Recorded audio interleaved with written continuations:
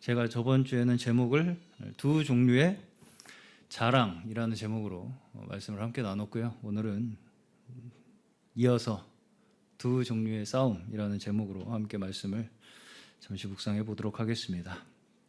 자, 제가 계속해서 고린도후서 10장 말씀을 시작하면서부터 이 내용이 무엇이라고 설명을 드렸냐면 사도 바울이 자신의 사도권을 변호하는 내용이다, 이렇게 계속해서 설명을 드린 바가 있습니다. 그 이유는 당시에 고린도 교회 내에 사도 바울의 사도직에 대한 의심이 있었기 때문입니다. 자, 그럼에도 불구하고 이 사도 바울이 자신의 사도권을 변호하는 이 목적이 자기 자신이 교회의 어떤 지위를 지키려고 한다거나 어떤 교회에 대한 이 권리를 주장하기 위한 것이 아니다라는 것을 제가 저번 주에 말씀을 드린 바가 있습니다.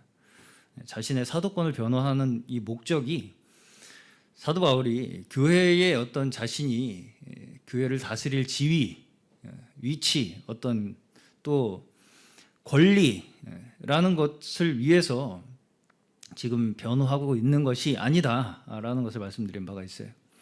자, 지금 여기서 사도 바울을 반대하는 자들이 사도 바울의 사도직을 공격하는 이유가 무엇이겠습니까? 사도 바울의 사도권을 그 반대자들이 공격하는 이유가 무엇이냐면 교회에 대해서 다스릴 권한 혹은 교회에서 가지는 어떤 지위를 자신에게 돌리는데 그 목적이 있을 것입니다. 자, 그렇기 때문에 여기서 계속해서 사도 바울이 대조하면서 가르치시는 이 주제가 무엇이냐면 하나님의 역사, 한편에 하나님의 역사가 있다면 다른 한편에는 인간의 사상이 있다라는 것으로 계속 대조를 시키고 있습니다. 하나님의 역사가 있다면 한편에는 인간의 사상이 거기에서 계속 하나님을 대적하고 있다라는 것으로 이 이야기를 우리에게 가르치고 있다는 것입니다. 자, 고린도후서 10장에 보시면 사도 바울은 이 두 가지 면을 계속해서 대조를 하는데 어떻게 대조를 하느냐? 저번 주에 보셨듯이 먼저는 자랑이라는 걸로 대조를 해요. 두 가지의 자랑이 있다. 근데 한 가지는 육신에 속한 자랑이 있고 한 가지는 어디에 속한 자랑이겠습니까? 주님께 속한 자랑. 예수 그리스도 안에서의 자랑이 있다는 것입니다. 이 두 가지를 대조하면서 성도들을 가르치고 있는 거예요. 그리고 이제 오늘 저희가 두 종류의 싸움에 대해서 살펴볼 텐데 이 10장을 잘 보시면 자랑을 대조하는 것이 한 면이 있다면 또 싸움을 대조하는 것이 또 한 면이 있습니다. 먼저 우리가 알아야 할 것은, 우리가 먼저 기억해야 될 것은 뭐냐면 이 두 가지의 자랑이 있고 두 가지의 싸움이 있는데 이것을 우리가 구분해 낸다는 것이 그렇게 녹록하지 않다는 것입니다. 우리가 생각하기에는 딱 보면 알 것 같지만 그것을 설명하는 것이 성경입니다. 그 두 가지를 구분하기 위해서 우리에게 가르치고 계시는 것이 성경 전체의 내용이에요. 왜 그러냐면 겉으로 보기에 둘 다 비슷해 보이기 때문입니다. 둘 다 자랑이죠. 둘 다 싸움입니다. 자, 10장 2절 3절에서 보시면 바울에 대해서 어떤 평가가 있었는가를 우리가 알 수 있냐면 바울을 육신에 따라 행하는 자로 여기는 이 사람들이 있었다라는 것을 알 수 있습니다. 그렇죠? 우리를 육신에 따라 행하는 자로 여기는 자들에 대하여 라고 이야기를 하시죠. 2절에 보시면, 10장 2절에 보시면 고린도후서. 그렇다는 것을 봤을 때 고린도 교회의 당시에 사도 바울이 육신에 따라 행하고 있다라고 공격하는 사람들이 있었다는 거예요. 그렇죠? 그렇다는 것은 어떤 면에서 봤을 때 자신들이 하는 것과 별반 크게 다르지 않은 것처럼 느껴지는 면이 있었다는 것입니다. 자, 그러면서 이제 3절에 이어서 사도 바울이 뭐라고 말씀을 하느냐? 우리가 육신으로 행하나 육신에 따라 싸우지 않는다, 이렇게 말씀을 합니다. 자, 여기서 보시면 그래, 내가 육신으로 행하고 있기 때문에 너희가 그렇게 오해할 만한 소지가 있어 라는 거예요. 한마디로 육신으로 행하고 있어. 그래, 육신으로 행하지만 그러나 내가 육신에 따라 싸우는 것은 아니다 라고 말씀을 하고 있는 거예요. 자, 그러면서 이제 이어서 4절을 보시면 우리의 싸우는 무기는 육신에 속한 것이 아니라고 말씀을 하죠. 우리의 싸우는 무기는 육신에 속한 것이 아니다. 자, 결국은 이제 둘 다 공통적인 것은 둘 다 싸움입니다. 싸움. 그죠? 두 싸움이 있죠, 여기 보시면. 그러면 하나는 뭐에 따라 싸우는 거예요? 육신에 따라 싸우는 거. 그러면 다른 하나는 육신에 따라 싸우지 않는 싸움이라는 거죠. 그러면 그 육신에 따라 싸우지 않는 싸움은 무엇으로 싸우는 것이라고 말씀합니까? 무엇이요? 어떤 견고한 진도 무너뜨리는 하나님의 능력. 네. 4절에 우리의 싸우는 무기는 육신에 속한 것이 아니라 오직 어떤 견고한 진도 무너뜨리는 하나님의 능력이다 라고 분명하게 이야기합니다. 우리의 싸우는 무기는 하나님의 능력이다. 육신에 속한 것이 아니라, 육신에 따라 싸우는 것이 아니라 하나님의 능력이다 라는 것이죠. 그러면 하나님의 능력과 무엇과의 싸움입니까? 지금 이 말씀을 보시면 4절 5절을 쭉 계속해서 보시면 하나님의 능력과 무엇이 싸우고 있는가? 뒤에 보시면 뭐예요? 모든 이론을 무너뜨리고, 모든 이론, 그렇죠? 모든 이론이 하나님의 능력과 싸우는 대상이고요. 하나님 아는 것을 대적하여 높아진 것을 다 무너뜨리는, 그렇죠? 하나님 아는 것을 대적하여 높아진 것이 또 하나의 하나님의 능력과 싸우는 대적이라는 것이죠. 예.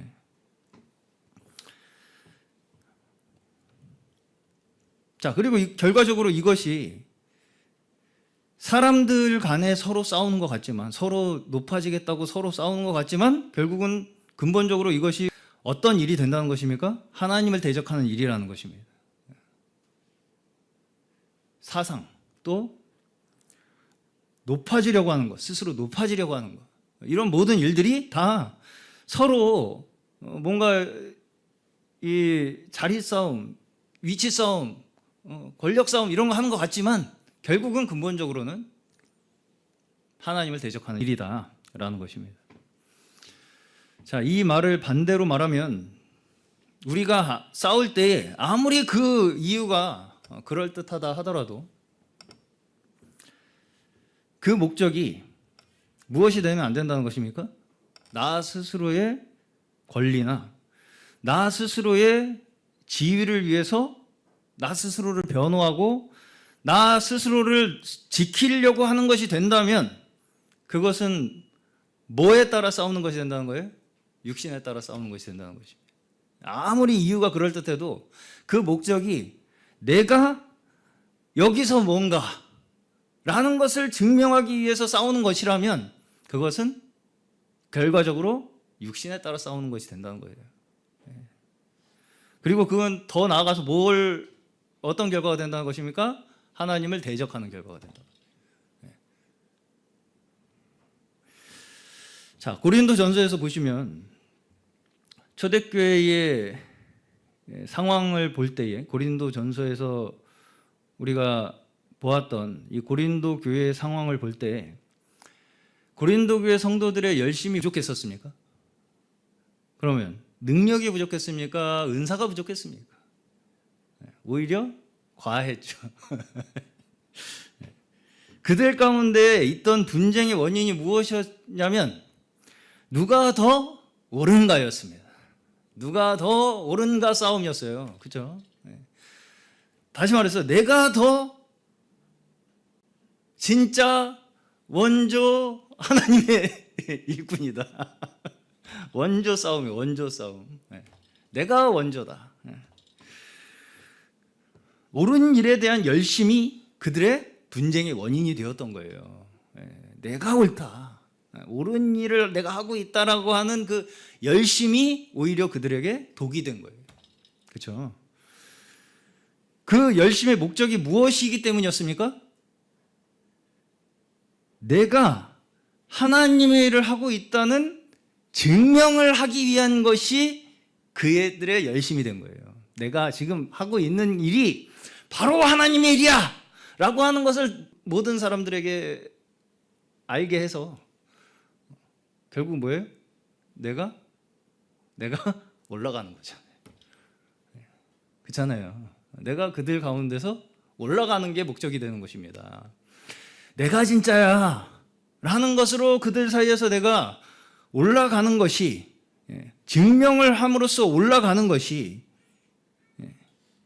그들의 목적이 됨으로써 그것이 분쟁의 원인이 된 것입니다. 그렇죠? 음식은 원조가 있을지 몰라도 복음의 원조는 어디 있습니까? 예수 그리스도죠.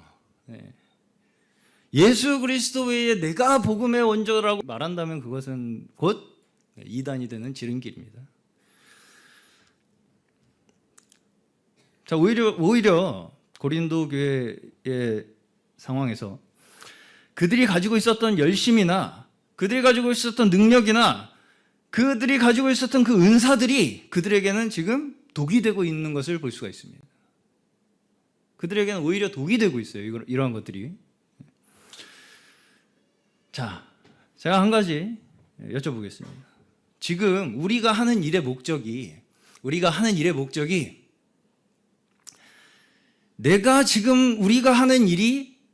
하나님의 일이라는 것을 사람들에게 증명하기 위한 것입니까? 자, 다시. 지금 내가 하는 일의 목적이 내가 하는 일이 하나님의 일이라는 것을 사람들에게 증명하기 위한 것이 목적이에요? 아니죠. 내가 하는 일이 곧 하나님의 일이다 라고 하는 것을 사람들에게 증명함으로써 내 사역이, 내가 하는 일이 다른 사람들로부터 높여지도록 하는 것이 사역의 목적입니까? 아니죠. 그러면 그 일의 목적이 어디 있는 것입니까? 우리가 하는 일의 모든 목적이 어디 있어요?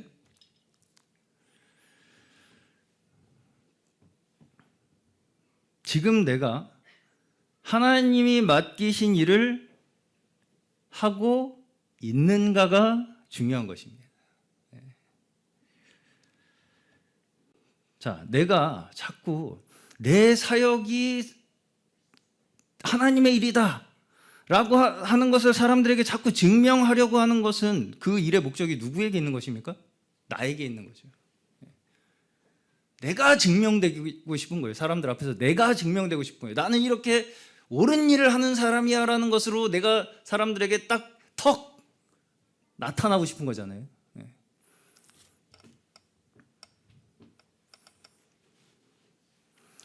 자, 그러나 하나님께서는 절대로 우리에게 네가 하는 일이 곧 하나님의 일이라는 것을 스스로 증명해서 사람들 앞에서 너를 높여서 일을 하라고 말하신 바가 단 한 번도 없습니다. 다시, 하나님께서는 성경의 어느 부분을 찾아봐도 너 스스로 네가 하는 일이 곧 하나님의 일이라는 것을 증명을 해서 사람들 앞에서 너를 높여서 일을 성취해내라 라고 말씀하시지 않는다고요. 못 알아들어도 가서 얘기하라고 말씀합니다. 그렇죠? 사람들이 너를 죽이더라도 가서 얘기해라. 그렇죠? 실제로 구약의 선지자들은 맞아 죽었습니다. 말씀을 증거하다가. 그렇죠? 내가 진짜다, 내가 원조다라는 것을 사람들에게 애써서 증명해가지고 어떤 자리에 앉아서 사람들이 안 들으면 안 될 어떤 자리, 지위를 차지해서 말씀을 전하라고 그렇게 얘기합니까? 그런 일이 없습니다. 성경에. 그런 일이 없어요. 그냥 내가 너에게 맡긴 그 일을 끝까지 해라 라는 것이 하나님의 명령이에요. 그냥 내가 너한테 맡긴 그 일을 끝까지 해라가 명령이지 너 스스로 내가 맡긴 일을 어떻게 이루어서 그것으로 사람들한테 너를 증명해내서 그 일을 내가 봐서 너가 잘하고 있는지 못하고 있는지를 판단해 주겠다라고 말씀하시지 않는다고. 그렇죠? 그렇죠? 자, 그러면 하나님의 일이 어디에서 완성되어 나타났습니까? 하나님이 하시는 일이 어디에서 완성되어 나타났어요? 십자가에서 나타났어요. 그러면 십자가에 의해서 우리가 일을 한다는 것이 무엇을 의미하겠습니까? 십자가의 원리에 의해서 우리가 무엇인가 일을 한다라는 것이 뭘 의미하겠어요? 우리가 십자가 하면서도 사실은 무엇이 십자가에 의해서 우리가 일을 하는 것인가조차 잘 이해하지 못할 때가 많습니다. 자, 십자가가 의미하는 것은 무엇이냐면 내가 지금 하고 있는 이 하나님의 일이 지금 나에게 즉각적으로 보상되지 않는다는 것을 말하는 것이 십자가예요. 다시, 내가 지금 하는 이 하나님의 일이 즉각적인 보상으로 나에게 돌아오지 않는다는 것이 십자가라고요. 무슨 말씀인지 이해 가시죠? 십자가는 십자가 위에서 자신의 생명을 던진 것입니다. 죽기까지 순종한 거죠. 십자가는 살기 위해 순종하는 게 아니죠. 죽기까지 순종하면 어떻게 돼요? 하나님께서 죽은 자를 살리시는 거죠. 우리는 그것을 믿고 끝까지 이 땅에서 우리가 눈으로 확인하는 보상을 쫓아가는 것이 아니라 죽은 자를 살리시는 하나님을 믿고 끝까지 나아가는 것입니다. 그것이 우리가 이야기하는 십자가에 의해서 살아가는 믿음의 삶이에요. 자, 그럼에도 불구하고 우리의 눈앞에 항상 어른거리는 유혹이 무엇이겠습니까? 당장 내 눈앞에 내가 스스로 내 힘으로 만들어서 나 이런 사람이야 라는 것을 증명하려고 하는 그 유혹이 우리의 삶에서 끊임없이 일어난다는 것입니다. 나는 이래서 이런 사람이야. 나는 이래서 잘 믿는 사람이야. 나는 이래서 선택받은 사람이야. 라고 하는 어떤 그 결과를 내 눈앞에 지금 내가 만들어서 확인하고 싶은 그 유혹이 우리에게 끊임없이 일어난다고요. 자, 근데 만일 이 결과가 우리의 삶에 그때그때 보상으로 우리에게 주어진다면 인내라는 것이 우리에게 필요하겠습니까? 만약에 내가 이렇게 하면 바로 어떤 보상이 즉각적으로 계속 따라와. 아, 내가 이래서 잘했구나. 이래서 잘했구나가 계속 즉각적으로 우리의 삶에서 계속 보상으로 주어진다면 인내가 필요하겠습니까? 그렇다면 인내라는 것은 우리에게 필요하지 않는 것입니다.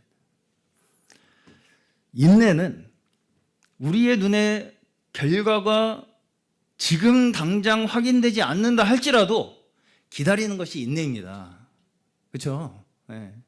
그것이 사실상 우리가 목숨을 다하는 그날까지 지켜야 할 믿음이라는 거예요. 네.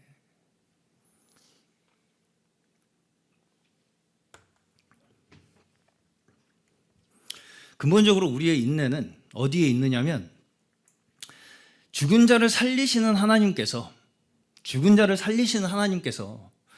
우리가 이 땅에서 내 눈으로 확인할 수 있는 보상을 포기하고, 그죠? 내 눈으로 확인하고 싶은 그 우리의 욕구를 포기하고 죽음을 택할지라도 내가 지금 당장에 내가 살아보겠다고 발버둥 치는 그 나 스스로를 증명하고자 하는 그 욕구 있잖아요. 나 스스로를 높임으로써, 내가 이렇게 잘하고 있다는 걸 사람들에게 내보임으로써 살아보겠다고 하는 그 모든 욕구를 버리고 죽음을 택할지라도 하나님께서 어떻게 하신다고요? 살리신다고요. 그걸 우리가 믿는 믿음으로 사는 것이 십자가에 의한 믿음의 삶이라는 것입니다. 어렵죠. 쉽지는 않죠. 우리의 정말 사소한 일상 속에서도 이 유혹은 끊임없이 일어납니다. 심지어 부부 간에도 일어나고요. 그렇죠? 나는 안 틀렸어잖아요. 다. 우리는 네가 틀렸어잖아요. 다. 그렇죠? 그것으로 내가 살겠다는 거잖아요. 그러한 싸움 속에서 모든 우리가 나 스스로를 내가 변호함으로써 내가 살아보겠다고 하는 그 모든 노력 속에서 끝까지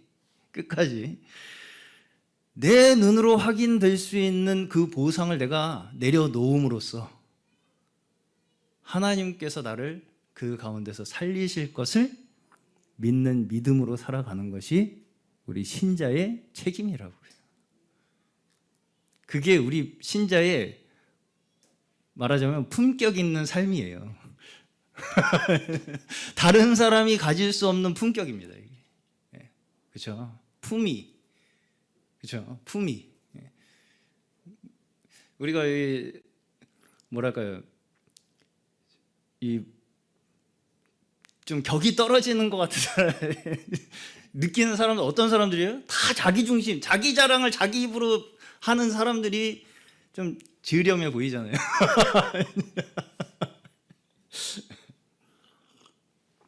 그렇죠. 네.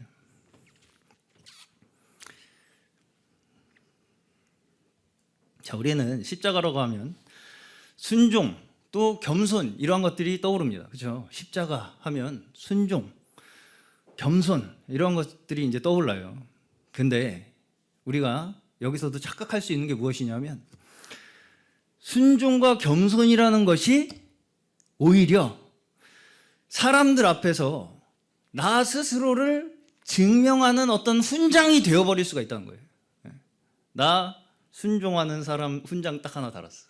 나 겸손한 사람 순장 하나 딱 달고 다른 사람에게 나는 이런 사람이야 라고 하는 것으로 나타나려고 하는 증명으로 사용될 수가 있다는 것입니다. 십자가라는 것조차 심지어. 그러니까 십자가를 더 말하자면 다른 사람보다 겸손한 사람으로 살기 위해서 사용되는 거예요.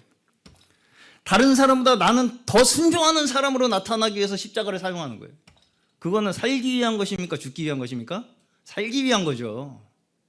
내가 다른 사람보다 더 좀 낮게 살아보겠다는 거 아니겠습니까? 그렇죠? 네. 순종과 겸손은 스스로 내 입으로 내가 그런 사람이라고 표명하는 것으로 증명되지 않습니다. 나는 온유하고 겸손한 이유는 예수님만 하실 수 있는 말이에요. 왜? 예수님은 내 삶의 목적과 결말이 어떻게 날 것을 스스로 알고 계셨기 때문입니다. 아무나 나는 온유하고 겸손하다고 자평할 수 있는 것이 아닙니다.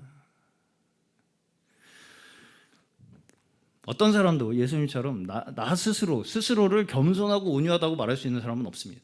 왜냐하면 우리는 내 인생의 결과가 어떻게 될 것을 우리는 스스로 결정할 수 없기 때문입니다. 그렇기 때문에 우리는 끝까지 겸손이 내 인생의 내 삶의 내용으로 이루어지지 않으면 겸손이 또 하나의 자기 증명이 되고요. 순종이 또 하나의 자기 자랑의 근거가 되어버린다는 것입니다. 그런 말 들어봤습니다. 저는. 나는 순종했어. 나는 순종했는데 왜 순종 안 하지? 다른 사람이. 그게 순종입니까? 나는 순종했는데 너는 왜 안 하니가 순종이에요. 나는 겸손한데 넌 참 교만하구나가 겸손입니까? 자, 나는 이렇게 겸손한데 넌 왜 이렇게 교만하니가 겸손한 태도예요? 지연자매님, 겸손한 태도입니까? 나는 이렇게 겸손한데 너는 왜 이렇게 교만하니? 이게 겸손한 사람이 하는 말이에요? 아니죠. 근데 너무 많이 들어요, 이런 말을 우리는. 그렇죠? 십자가로 때린다고요, 사람을. 딴 사람을 십자가로 때린다고. 십자가로 때려.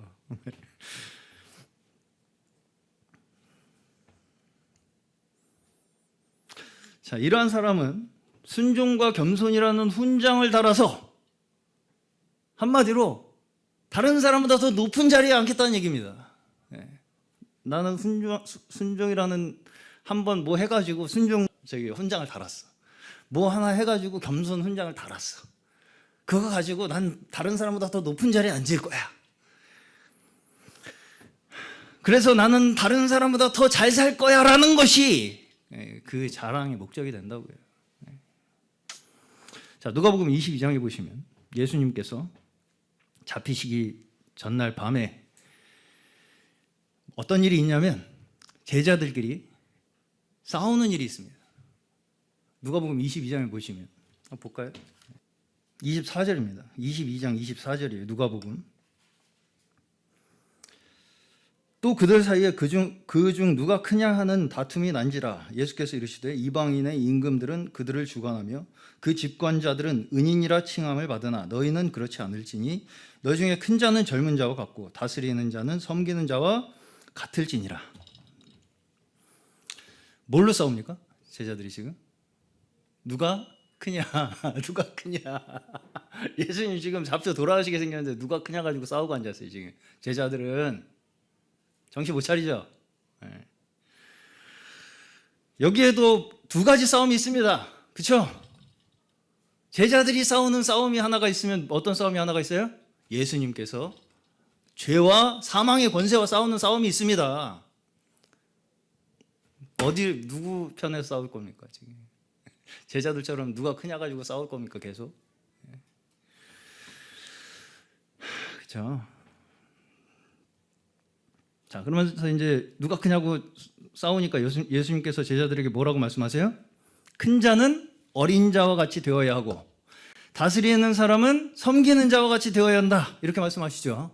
그러면서 예수님께서 본인 스스로 나는 섬기러 왔다. 이렇게 말씀을 합니다. 그렇죠? 섬기러 왔다. 자, 이 시험이 우리가 구분하기 쉬울 것이라고 생각합니까? 제자들과 같이 우리가 이제 제자들의 이 일을 이 텍스트로 읽으니까, 말씀으로 읽으니까 얘네들 왜 이렇게 유치하게 싸우나 이렇게 생각이 들을지 모르겠지만 여전히 우리의 삶에서는 누가 크냐 가지고 싸우는 일이 도처에서 일어나고 있는 것을 볼 수가 있습니다. 그렇죠?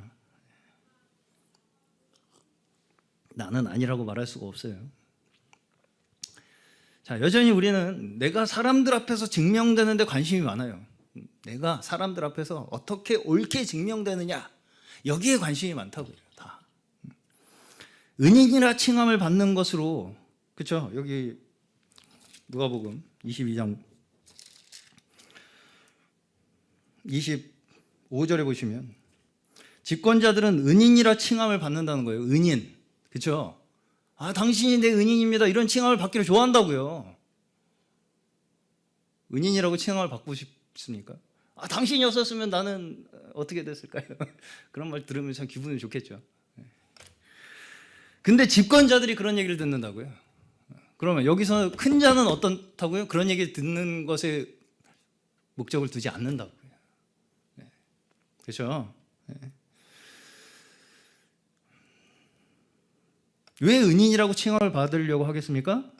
내가 한 일에 대한 결과가 다른 사람에게 어떻게 나타났는가를 내 눈으로 똑똑히 확인하고 싶은 거죠. 아, 내가 이렇게 훌륭한 일을 내가 했구나. 아, 난 이만큼 훈장 달았구나. 나 은인이라고 생각하는 사람이 있으니까 난 이만큼 훈장을 단 사람이야. 그거 가지고 내세우는 거죠. 또. 그게 은인이라고 칭함을 받기를 좋아한다는 말의 의미입니다. 다른 사람들에게 내가 얼마나 영향력을 끼치고 있는가, 이것을 확인함으로써 내가 지금 얼만큼인가를 스스로 자꾸 확인하고 싶어 한다고요. 사람은. 그렇죠? 이것이 지금 고린도 교회에서 일어나는 싸움과 같습니까? 다릅니까? 같죠. 완전히 같습니다. 그렇죠? 네. 이것이 그리고 결국은 하나님의 이 영적 전쟁과 또 같은 모습입니다. 영적 전쟁이 이 영역에서 일어나는 전쟁이에요. 네. 결국은 사람이 서로 편을 나누어서, 그렇죠? 서로 편을 나누어서 네 편 내 편 나누어서 싸우는 걸 가지고 뭘 증명하려고 해요? 서로 내가 옳다는 걸 증명하려고 하는 거죠. 서로 싸워서. 네. 그것이 뭐에 속한 싸움이에요? 육체에 속한 싸움이라고. 편을 나눠서 너 틀렸으니까 나는 맞아 라는 것을 계속 증명해내려고 하는 그 싸움이 육체에 속한 싸움이라고. 그럼 하나님의 싸움은 무엇입니까? 하나님의 싸움은 뭐예요? 그렇게 육체에 속한 싸움판 속에서도 끝까지 죽은 자 가운데서 살리실 하나님의 능력을 우리에게 믿도록 하셔서 우리에게 신자들에게 믿도록 하셔서 우리의 싸움이 여기에 있지 않다는 것을 사람들에게 증거하도록 하시는 것. 그것을 위해서 우리가 여기에 보내심 받은 것입니다. 이 싸움판 속에 우리를 던져 넣으셨잖아요. 예수님도 그 싸움판 속에 던져지셨잖아요. 들어가셨잖아요. 그렇죠? 육체에 속한 싸움판 속에 들어가셔서 우리의 싸움이 여기에 속한 것이 아니라는 걸 우리의 존재 자체로 증명하게 하시기 위해서 우리에게 믿음을 주시고 그 가운데 하나님께서 우리를 두신 거라고요. 그렇죠? 그것이 하나님의 싸움입니다. 그 싸움판이 우리가 싸울 싸움이 아니라는 걸 증명하는 싸움이라고요. 한마디로. 그렇죠? 네. 이것이 10장 17절에서 자랑하는 자는 주 안에서 자랑하라는 말씀의 의미입니다. 자랑하는 자는 주 안에서 자랑하라. 그러면서 18절에 옳다 인정함을 받는 자는 자기를 칭찬하는 자가 아니요 오직 주께서 칭찬하시는 자다. 이렇게 말씀을 하죠. 네. 자, 12절에서는 자기 자신을 스스로 나는 어떤 사람이라고 스스로 규정해 놓고 그 자기가 규정한 그 기준에 따라서 자기를 자랑하는 사람은 어리석은 자라고 말씀합니다. 그렇죠? 네. 무슨 말씀인지 가시나요? 네. 나는 겸손한 사람이라고 스스로 딱 기준을 만들어 놨어요. 나를 기준으로 겸손한 사람이라는 걸 난 판단하겠어. 너는 나를 기준으로 봤을 때 교만하니까 넌 교만해. 나를 기준으로 봤을 때 나를 기준으로 보니까 나는 겸손한 애가 말이 됩니까? 지원자님 안 되죠. 말도 안 되는 일이 근데 도처에서 벌어지죠. 그렇죠? 나를 보니까 겸손하네. 이게 말이 되냐고 이게. 내가 나 스스로 보니까 난 참 겸손하네. 오직 우리가 겸손이 증명되는 것은 어디에서만 증명된다는 거예요? 십자가 앞에서만 증명된다. 십자가 앞에서만 우리의 겸손은 증명되는 거예요. 십자가까지 가야만 하나님께서 칭찬하시는 겸손이 되는 것입니다. 끝까지 우리가 십자가 앞에까지 가야만 주님께서 칭찬하시는 겸손이 증명이 되는 거라고요.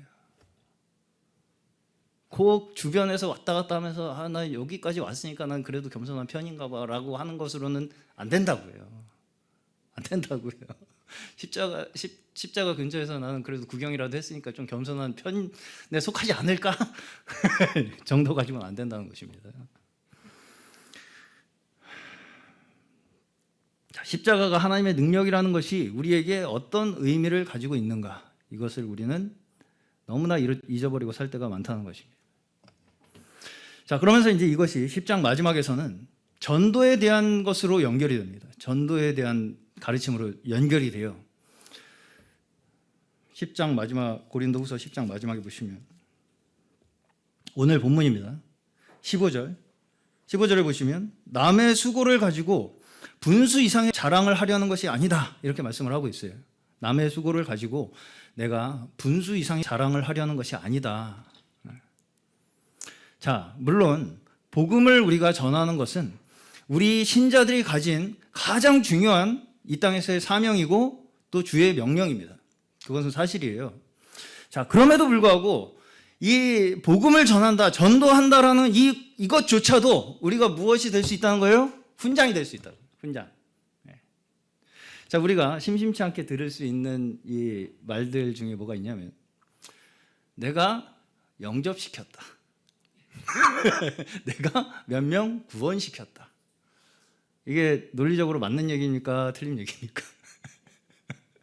영접을 시킵니까, 내가? 내가 구원을 시켜요?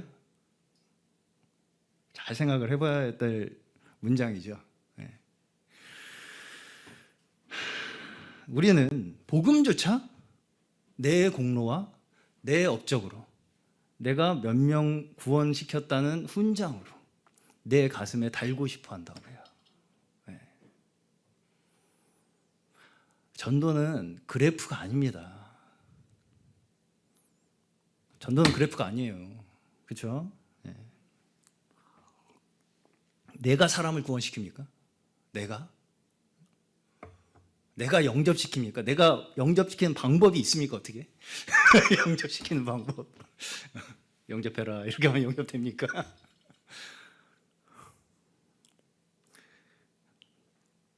(14절을) 보시면 사도 바울 또한 복음으로 너희에게 이르렀다 이렇게 말을 하고 있어요. 14절 보시면 10장 14절 보시면 우리가 너희에게 미치지 못할 자로서 그 스스로 지나쳐 나아간 것이 아니라 그리스도의 복음으로 너희에게까지 이른 것이라 이렇게 이야기를 하고 있죠. 네. 자, 이것이 단순히 사도 바울이 스스로 내가 가고 싶어서 갔느냐 아니면 누가 가라고 해서 갔느냐 이런 외적 원인을 구분하기 위해서 이야기하고 있는 것이 아닙니다. 아니에요. 네. 자, 내가 원하면 사람의 뜻이고 사람이 원하면 사람의 뜻이고 누가 가라고 했으면 하나의 뜻이고 그럴 수가 있겠습니까? 아니죠. 아니죠. 내가 가고 싶어서 갔으면 사람의 뜻이고 누가 남이 가라고 해서 갔으면 하나님의 뜻이고 이런 논리로 이 이야기를 우리에게 가르치고 있는 건 아니겠죠. 아니겠죠? 네. 자, 민수기의 발람 이야기를 보시면 다 아신다고 생각하고 이야기를 하겠습니다. 겉으로 봤을 때는 뭐 때문에 발람이 모압 장로들에게 가요? 그 모압 장군들이 먼저 청항했기 때문에 갑니다. 그렇죠? 네. 그래서 이 발람은 하나님께서 하시는 말씀을 그대로 그들에게 전달까지 합니다. 그렇죠? 네. 근데 누가 그 중간에 누가 말려요? 어? 누가 말려요? 나귀가 말리잖아요. 나귀가 말립니다. 자, 나귀가 말을 했다는 것이 무슨 의미겠습니까? 나귀가 말을 해서 말렸어요. 얼마나 말할 사람이 없으면 나귀가 말을 하겠습니까? 당시에 나귀 이상 하나님의 말을 대언할 사람이 없었다는 거예요. 발람에게. 그렇죠? 네. 자, 말하자면 하나님께서 하나님의 말씀을 맡기실 때 그 말씀을 전달하는 그 수단은 누구에게 달려있다? 하나님께 달려있다. 하나님께 달려있다는 것입니다. 언제 어떤 환경을 통해서 우리가 정말 하찮게 그냥 지나칠 수 있는 어떤 상황이나 어떤 사람을 통해서라도 하나님께서는 우리에게 얼마든지 경고하실 수 있다는 것입니다. 그렇죠? 네.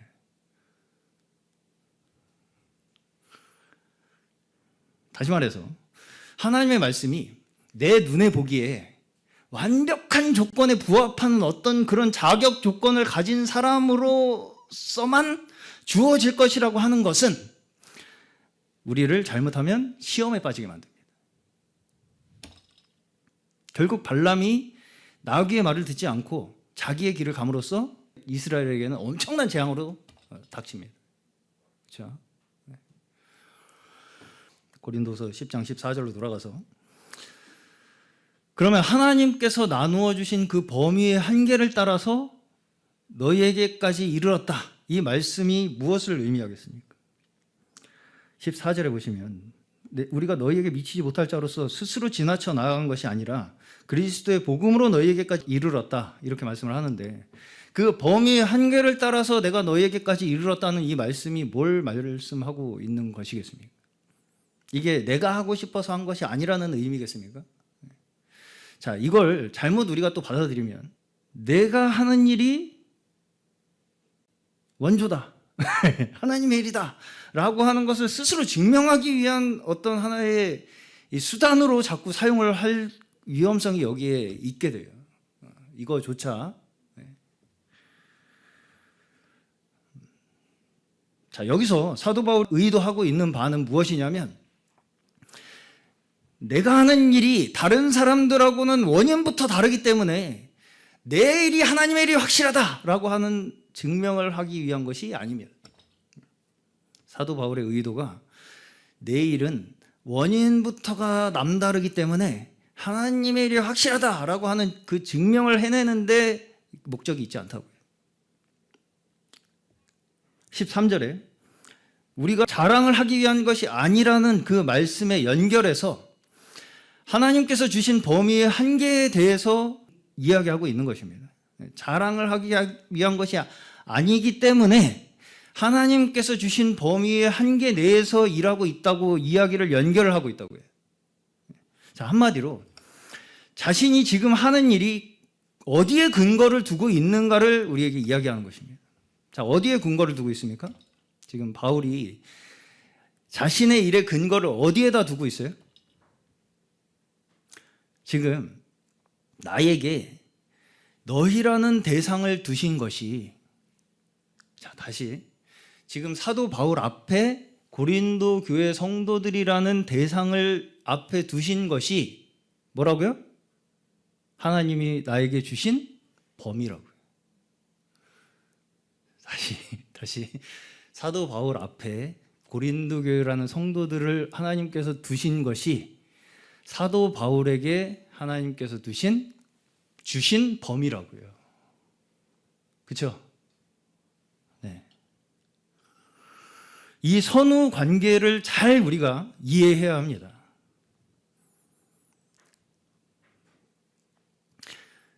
사도 바울이 고린도에 갔기 때문에 교회가 있습니까? 그렇게 생각하기가 쉽다고요. 근데 사역자들이 내가 거기 갔으니까 교회가 생기는 거지 라고 쉽게 내 공으로 돌리고 싶은 마음이 생기기가 쉽다고요. 근데 사도 바울의 지금 태도는 뭐예요? 하나님께서 정한 범위에 너희가 있기 때문에 내가 오게 되었다는 것입니다. 하나님께서 정한 범위에 너희들이 있기 때문에 내가 여기에 오게 된 거라고요. 내가 여기 오니까 비로소 여기 교회가 생겼다, 이게 아니고요. 그렇죠? 이 선후 관계의 순서를 우리가 절대로 뒤집어서는 안 됩니다. 많은 사역자들이 나로부터 교회가 시작되었다고 생각하기가 쉽습니다. 자, 그러나 사실상 교회는 그리스도의 복음이 우리를 하나님께서 정한 범위에 보냄으로써 세워지는 것입니다. 다시, 교회는 하나님께서 정한 범위에 그리스도의 복음으로 말미암아서 우리를 거기 보내심으로써 세워지는 게 교회예요. 내가 가고 싶어서 거기 가서 열심히 했더니 교회가 세워졌네. 아니고요. 자, 그러면 이 일의 최소 단위가 어디겠습니까? 이 일의 최소 단위가 어디겠어요? 가정이죠. 자, 물론 사도 바울과 같이 특별한 쓰임을 위해 부르심 받은 종이 있습니다.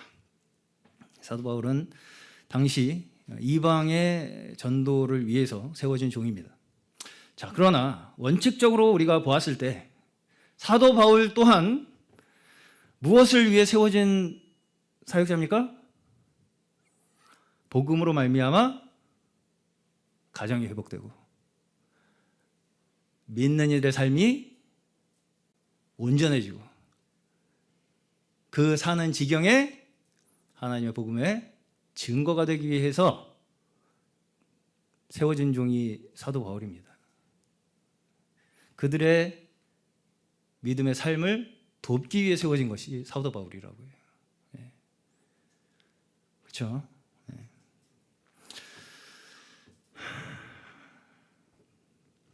결국은 사역자들이 사역을 함으로써 하나님께서는 교회를 돕기 위한 것입니다. 그러면 교회의 성도들이 그 사역을 통해서 얻는 결과가 무엇이 되어야 된다는 것입니까? 가정이 세워지고 그 삶에서 누리지 못했던 기쁨과 감사함이 되살아나고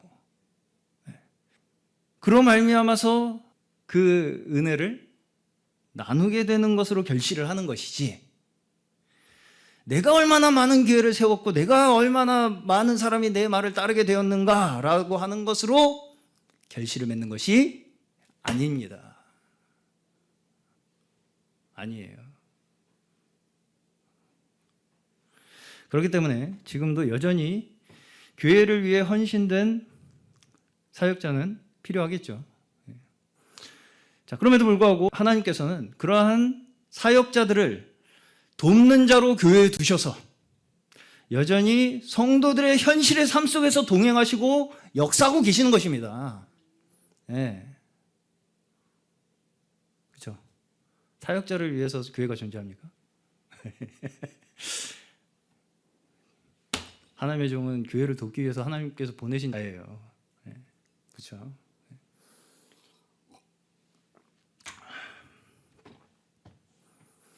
자, 많은 서신서들에서 그렇기 때문에 가정에서 부부간에 성도들이 행해야 할 바, 부모 자식 간에 어떻게 지내는 것이 복음의 원리에서 합당한 것인가를 권면하고 있습니다.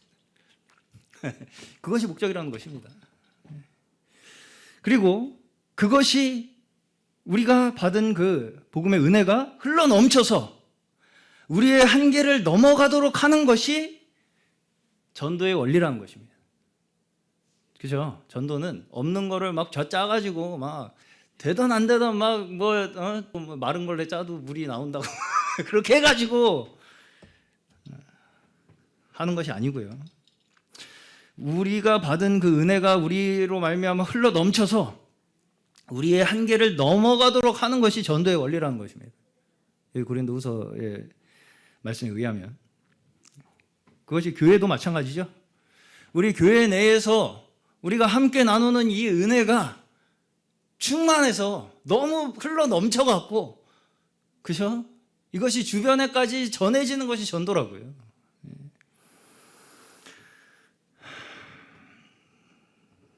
그래프를 채우는 것이 목적이 아닙니다. 전도는.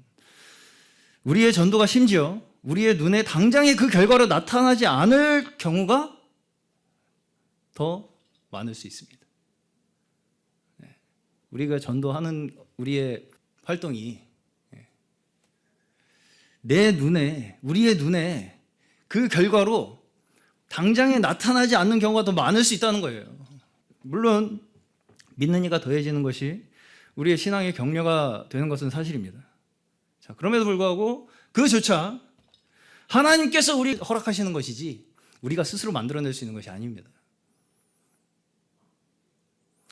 숫자를 늘리는 것으로만 전도의 성과를 판단하려는 것은 자칫하면 빈 깡통이 시끄러운 결과를 낳게 될 수가 있습니다.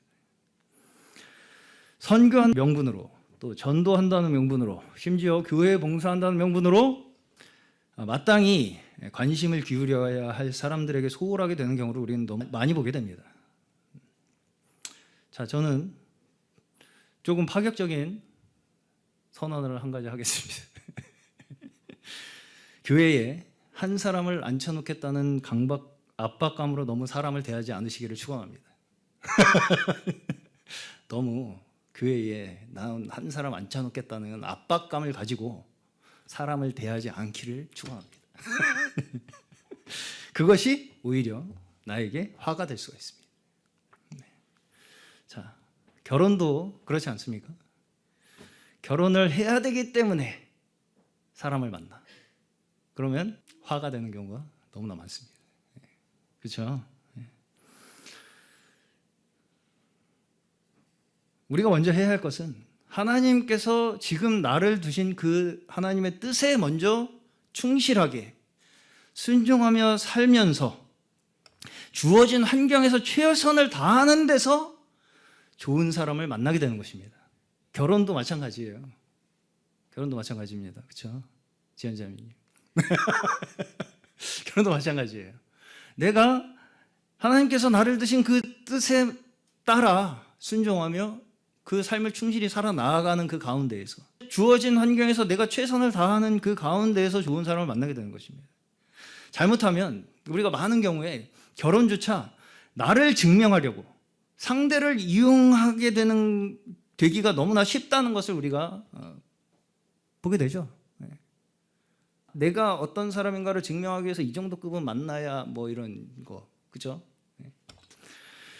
그런 것이 일을 그르치는 경우를 너무나 많이 보게 됩니다. 우리는.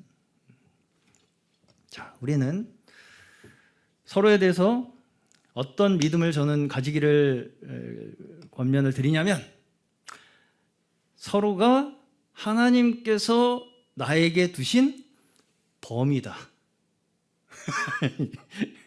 이것을 서로에게 여길 수 있는 믿음이 있으시기를 축원합니다. 그렇죠? 지금 여기 계신 내 옆에 있는 그 지체가 하나님께서 나에게 주신 범위라고요. 무슨 범위? 나를 통해서 하나님의 능력이 증거될 범위. 맞습니까? 가정에서, 교회에서.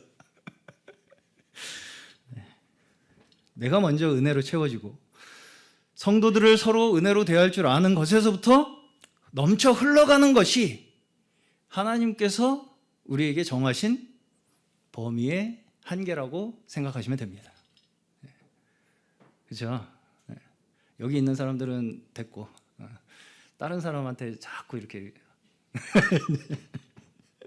그건 범위를 스스로 넘겠다는 얘기죠. 무슨 얘기인지 이해 가시죠? 스스로 범위를 넘어가는 거예요. 그런 것들이. 여기 내가 나한테 주신 한계는 관심이 없어. 내 범위 바깥의 걸 자꾸 원해. 나는. 그것이 전도의 원리가 아니라는 것입니다. 먼저 우리에게 주신 이웃, 지체, 가족들을 은혜로 대할 줄 아는 것에서부터 우리의 복음의 이 은혜가 축복이 흘러 넘쳐 감으로써 하나님의 말씀은 전파되는 것입니다. 우리를 움직이는 것은 오직 복음이 되어야 해요. 이 전도라는 것이 우리가 뭔가 일을 하는 데 있어서 구호가 되는 어떤 명분이 되는 것이 아니라 복음 그 자체가 지금 나를 움직이고 있는가, 이것이 중요한 것입니다. 복음 그 자체가 나를 지금 움직이고 있는가. 사도 바울도 고린도전서에서 남에게 전파한 후에 자신이 오히려 버림을 당할까 두렵다라고 하는 고백을 합니다. 남에게 전도하다가 자신이 도리어 버림을 당할까 두렵다는 고백을 해요. 사도 바울이. 자, 이게 그냥 하는 말이겠습니까? 사도 바울이. 그냥 하는 말을 성경에다 사도 바울이 기록했겠어요. 사도 바울과 같은 대사도조차 스스로 깨어있지 않으면 어떻게 될 수 있다는 거예요? 내가 하는 그 내 활동이 내 자신의 자랑이 되어버려서 그것으로 말미암아서 그 유혹이 나를 너무나 쉽게 넘어뜨릴 수 있다라고 하는, 그죠? 그 경계심이 있었다는 것입니다. 사도 바울에게도. 바울도 이렇게 스스로를 경계하는데 우리는 안심하고 있을 수 있겠습니까? 내가 해야 된다. 우리가 해야 교회가 된다라고 하는 이러한 생각들은 우리를 쉽게 교만에 빠지게 만듭니다. 우리가 가져야 할 마땅한 자세는 지금 나를 이곳에 부르신 하나님께 감사하는 것입니다. 그것이 내 마음에 들던 안 들던, 지금 내가 있는 이곳이 내 마음에 들던 안 들던, 심지어 듣던 안 듣던, 지금 나를 통해서 증거를 삼으시고자 하시는 하나님의 크신 계획 안에 우리가 있음을 믿고 순종하며 살아 나아가시는 저희 모두 되시기를 주의 이름으로 축원합니다.